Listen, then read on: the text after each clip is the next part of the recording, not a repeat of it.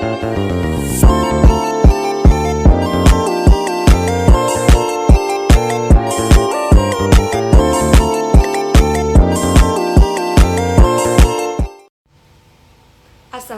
warahmatullahi wabarakatuh.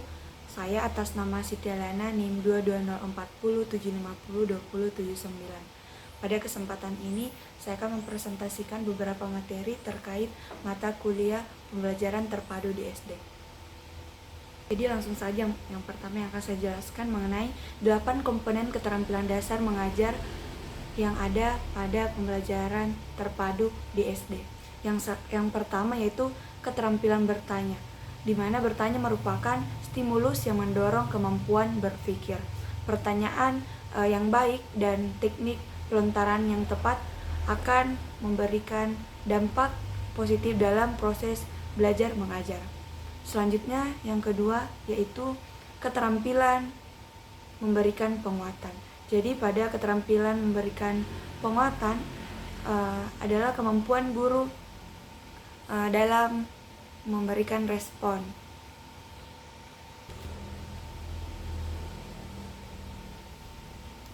Baik, selanjutnya yang kedua yaitu keterampilan memberikan penguatan, di mana keterampilan memberikan penguatan adalah kemampuan guru dalam memberikan respon terhadap perilaku siswa dalam kegiatan belajar mengajar, agar siswa terdorong untuk meningkatkan perilaku positif tersebut. Penguatan dapat berupa umpan balik positif, hadiah atau penghargaan yang diberikan kepada siswa atas prestasinya. Dan pada bagian ketiga yaitu keterampilan mengadakan variasi. Keterampilan mengadakan variasi adalah kemampuan guru untuk menciptakan variasi dalam proses pembelajaran agar tidak monoton dan menarik minat belajar siswa. Nah, pada bagian keempat yaitu keterampilan menjelaskan. Keterampilan menjelaskan adalah kemampuan guru untuk menyajikan informasi secara lisan, secara sistematis dan logis sehingga mudah dipahami oleh siswa. Yang kelima, keterampilan membuka dan menutup pembelajaran. Keterampilan membuka pelajaran adalah kemampuan guru untuk menarik perhatian dan membangkitkan minat siswa dalam materi yang akan dipelajari. Tujuannya untuk mempersiapkan siswa secara mental dan emosional untuk mengikuti pembelajaran dengan efektif. Nah, selanjutnya itu keterampilan membimbing diskusi. Keterampilan membimbing diskusi kelompok kecil adalah kemampuan guru untuk mengarahkan dan memfasilitasi diskusi kelompok kecil agar belajar efektif dan mencapai tujuan pembelajaran. Selanjutnya yang ketujuh, keterampilan mengelola kelas. Keterampilan mengelola kelas adalah kemampuan guru untuk menciptakan dan memelihara lingkungan belajar yang kondusif agar proses belajar mengajar dapat berjalan dengan efektif. Dan terakhir yaitu 8, keterampilan mengajar kelompok kecil dan perseorangan. Keterampilan mengajar kelompok kecil dan perseorangan adalah kemampuan guru untuk menyesuaikan pembelajaran dengan kebutuhan dan kemampuan individu siswa. Hal ini penting untuk memaksimalkan potensi setiap siswa dan mencapai tujuan pembelajaran secara optimal.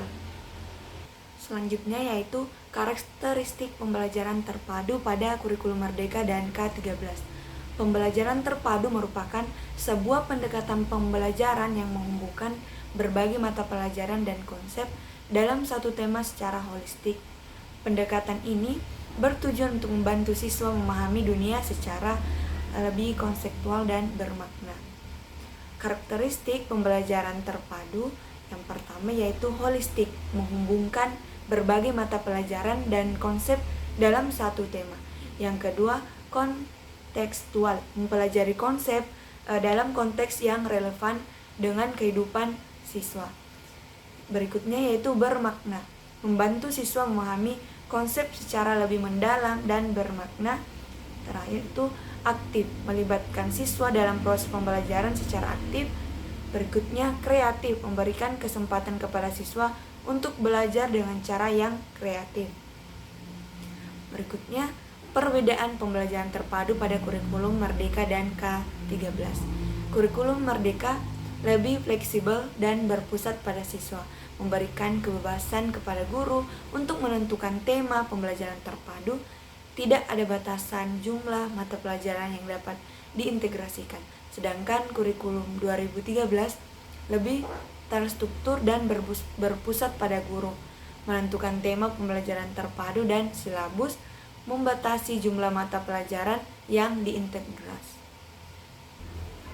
Baik, selanjutnya yaitu bahan ajar pembelajaran terpadu, pengertian, jenis, dan contoh. Pengertian. Bahan ajar pembelajaran terpadu adalah materi yang dikembangkan untuk membantu keterlaksanaan proses pembelajaran yang memadukan beberapa mata pelajaran dalam satu tema.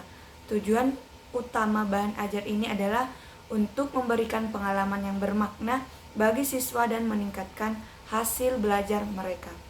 Jenisnya jenis bahan ajar pembelajaran terpadu dapat berupa berbagai bentuk seperti bahan cetak modul, buku, LKS, brosur, handout, leaflet, wheelchart, dan lain-lain. Berikutnya audiovisual berupa video, film, VCD, radio, dan visual berupa gambar, foto, model, atau maket. Dan ada juga multimedia interaktif, komputer, internet, dan lain-lain. Contoh bahan ajar pembelajaran terpadu dapat berupa model pembelajaran terpadu yang memadukan beberapa mata pelajaran seperti matematika, bahasa Indonesia, dan IPS dalam suatu tema seperti kehidupan di pedesaan atau kehidupan di kota, yang memungkinkan siswa memahami konsep-konsep yang terkait dengan tema tersebut. Buku pembelajaran terpadu.